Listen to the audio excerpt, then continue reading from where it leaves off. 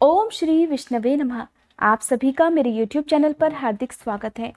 आज की वीडियो में मैं आपको बताऊंगी आश्विन मास के शुक्ल पक्ष की एकादशी के पारण मुहूर्त और पारण की विधि के बारे में।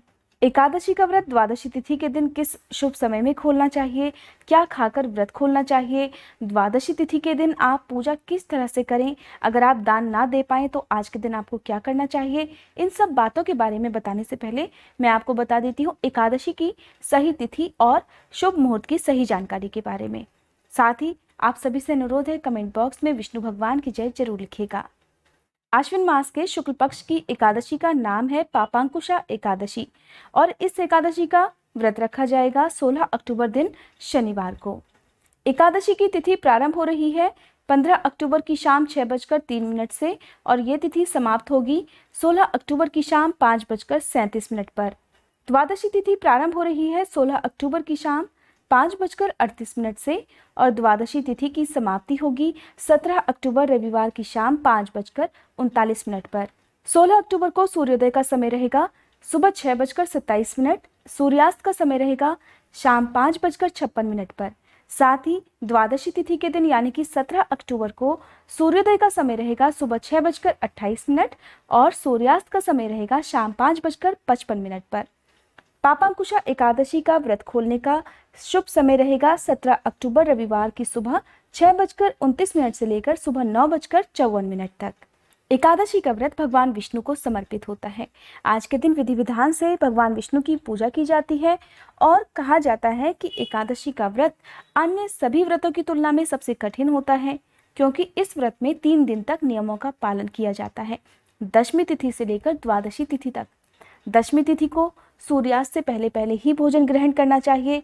साथ ही दशमी तिथि को किसी भी तरह का तामसिक भोजन या लहसुन प्याज का प्रयोग नहीं करना चाहिए।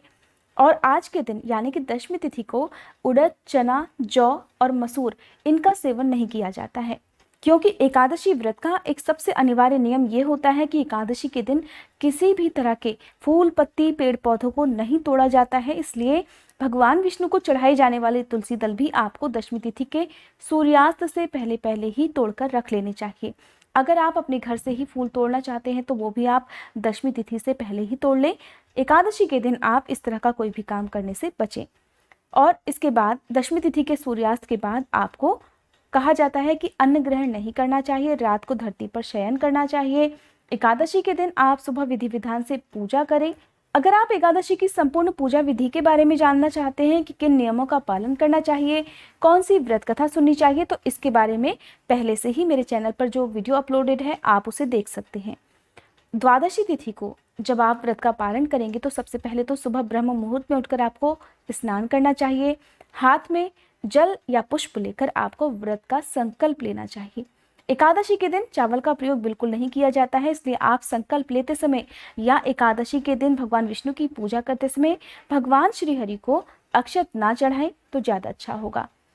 व्रत का संकल्प आपने एकादशी के दिन भी लेना है और दान करने का संकल्प आपको द्वादशी तिथि के दिन जरूर लेना चाहिए।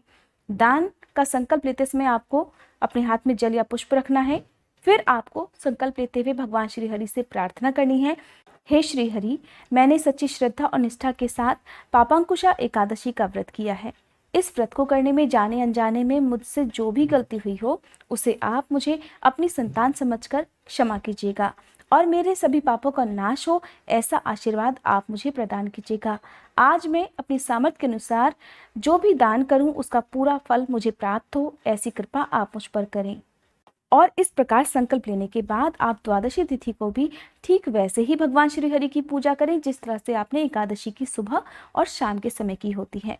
भगवान श्री हरि को चंदन का तिलक लगाएं, भगवान गणेश की पूजा करें, लक्ष्मी जी की पूजा करें और भोग में आज के दिन आप जो भी भोग लगाते हैं उसमें तुलसी दल रखना अनिवार्य होता है। देखिए, भोग में आप भगवान विष्णु को क्या क्या लगा सकते हैं, जैसे कि आप कोई भी फल या मिठाई का भोग लगा सकते हैं, उसमें आप तुलसी दल जरूर रखें। साथ ही अगर आप अपने लिए जो भी भोजन बनाते हैं वो शुद्ध सात्विक होना चाहिए, लहसुन प्याज का उसमें प्रयोग ना किया जाए। यानी कि आप जो भी भोजन अपने लिए बना रहे हैं उसका भी भोग आप भगवान श्री हरि को लगा सकते हैं।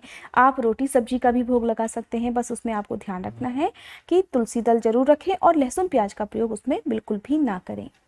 अब जिन लोगों को ऐसा कई बार होता है कि द्वादशी तिथि के साथ ही त्रयोदशी तिथि भी प्रारंभ हो जाती है। तो उन लोगों को क्या खाकर व्रत खोलना चाहिए जो लोग एकादशी का भी व्रत रखते हैं और प्रदोष व्रत भी रखते हैं, तो इसके बारे में आपको मैं इस वीडियो के बाद में बताऊंगी। सबसे पहले मैं आपको बता देती हूँ कि सुबह की पूजा आप कैसे करेंगे। तो सुबह के समय, क्योंकि दान देने का संकल्प भी आपने लिया हुआ है और दान भी जो आप किसी भी योग्य ब्राह्मण को दे सकें या किसी निर्धन व्यक्ति को आप देना चाहते हो या अपने आसपास जिनको भी आप देना चाहते हो, उनको दान में दी जाने वाली सामग्री आप, जैसे कि कच्चा अनाज हो, वो अपने मंदिर में रखें, भगवान श्री हरि के चरणों में उसे रखें और उनकी भी विधिवत पूजा करें। इसके बाद ही आप, जब आप अपना व्रत खोलें उससे पहले या तो दान कर दें या उस सामग्री को आप उठाकर रख दीजिएगा। बाद में जब भी आपके लिए संभव हो तो उसे आप पहले अपने माथे से लगाएं और उसके बाद उस सामग्री का दान करना चाहिए। क्योंकि इस बार की जो द्वादशी है वो है पद्मनाभ द्वादशी, इसलिए भगवान विष्णु के पद्मनाभ अवतार की पूजा या पद्मनाभ अवतार का ध्यान आज के दिन पूजा करते समय करना चाहिए।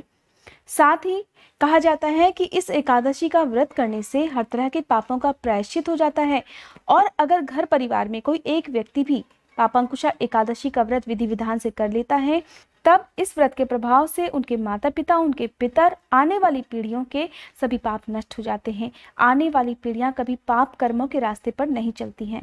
द्वादशी तिथि के दिन भगवान श्री हरि के आगे घी का या तिल के तेल का दीपक जलाकर रखें, धूप जलाएं और जो भी आपकी सामर्थ्य है उसके अनुसार आप दान दक्षिणा भी रखें।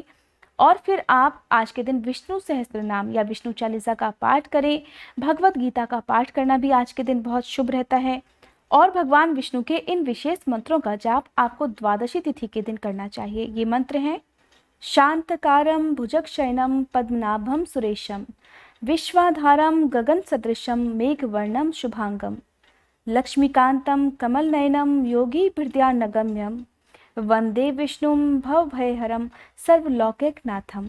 इसके साथ ही द्वादशी तिथि के दिन आप भगवान विष्णु की वंदना इस मंत्र के साथ भी कर सकते हैं: मंगलम भगवान विष्णु मंगलम गरुड़ध्वजा, मंगलम पुंडरीकाक्ष मंगलाय तनोहरि।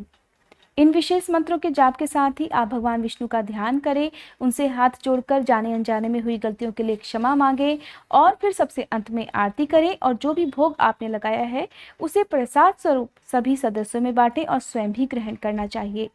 एकादशी का व्रत खोलने से पहले आज के दिन आपको काली चींटियों को शक्कर या आटा डालना चाहिए। अपने घर की छत पर पक्षियों के लिए दाना पानी रखना चाहिए।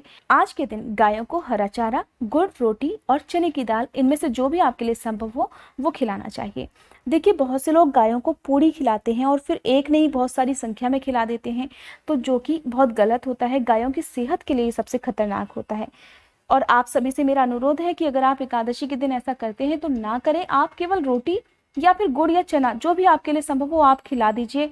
और अगर आपको गाय नहीं मिल पाती है तो आप गौशाला में जो भी आपकी सामर्थ्य है उसके अनुसार आप रुपए पैसों का दान भी कर सकते हैं या वहां जाकर आप हरे चारे का भी दान कर सकते हैं। इस तरह पूजा करके आप अपना व्रत खोल सकते हैं। अब बात आती है कि जब द्वादशी तिथि के दिन त्रयोदशी तिथि भी प्रारंभ हो रही होती है और ऐसे में जो लोग एकादशी का व्रत करने के साथ साथ त्रयोदशी तिथि के दिन प्रदोष व्रत भी रखते हैं, या फिर कई बार ऐसा होता है कि एक दिन पहले भी आपका व्रत होता है और अगले दिन भी व्रत खोलने के बाद द्वादशी तिथि के बाद आपका कोई दूसरा व्रत हो जाता है, तो आप क्या खाकर व्रत खोलें। सबसे पहली बात और जो सबसे सही बात है कि आप व्रत खोलते समय कोई भी मौसमी फल और जल पीकर अपना व्रत खोल सकते हैं। और एकादशी का अगर आप व्रत रख रहे हैं तो इस दिन आपको तुलसी के पत्ते खाना बहुत शुभ होगा। तो आप तुलसी के पत्ते 1 या 2 जो भी है वो निगल कर आप पानी पी लीजिए, उससे भी आपका एकादशी का व्रत खुल जाएगा। आपको याद रखना है, तुलसी के पत्ते कभी भी चबाकर नहीं खाने चाहिए, इसलिए आप 1 या 2 जितने भी पत्ते आप निगल सकते हो उतने निगलने के बाद अपना व्रत एकादशी का खोल सकते हैं और नया व्रत आप प्रारंभ कर सकते हैं। अब बहुत से लोग प्रश्न पूछते हैं कि द्वादशी तिथि के दिन हम कितनी बार भोजन कर सकते हैं। तो सबसे पहली बात, क्योंकि द्वादशी तिथि के दिन भी आपको कुछ नियमों का पालन करना चाहिए।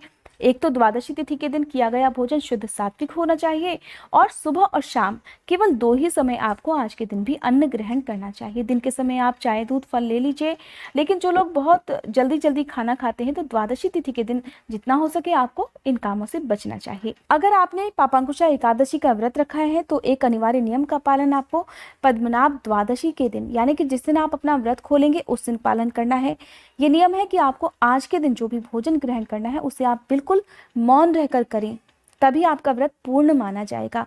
क्योंकि एकादशी तो आप हर बार करते होंगे व्रत, लेकिन जो इस बार की एकादशी है उसमें पद्मनाभ द्वादशी के दिन आप जो भी भोजन करें उसे एकदम मौन रहकर करें, तभी आपके सभी पापों का प्रायश्चित हो सकता है और तभी आपको इस व्रत के या इस पूजा पाठ का पूर्ण फल प्राप्त होगा। ये थी आज की वीडियो। अगर आज की ये जानकारी आपको पसंद आई हो तो वीडियो को लाइक करके कमेंट बॉक्स में विष्णु भगवान की जय लिखने के साथ साथ मेरे चैनल को लाइक, शेयर और सब्सक्राइब करना मत भूलिएगा।